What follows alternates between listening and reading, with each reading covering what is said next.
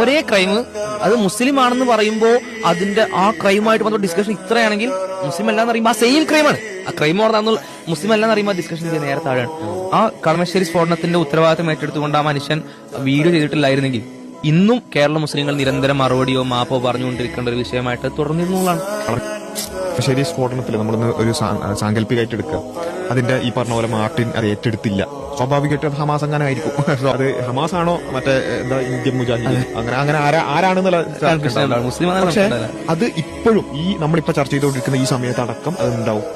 ഭീകരതയുമായി ബന്ധപ്പെട്ടുള്ള ചർച്ചയിൽ എപ്പോഴും നമ്മൾ ഉത്തരം പറയേണ്ടുന്ന ഒരു ചോദ്യമായി അവിടുത്തെ അവശേഷിക്കുമായിരുന്നു. ആയിക്കോട്ടെ, അത് പിന്നെ അങ്ങനെ വെച്ചാൽ പോലും. പക്ഷെ ഇപ്പൊ എന്തുണ്ട്, അതിന്റെ ആളാരാന്ന് മനസ്സിലായിട്ടുണ്ട്. പക്ഷെ ആളാരാണെന്ന് മനസ്സിലായപ്പോ അത് ഈ പറഞ്ഞ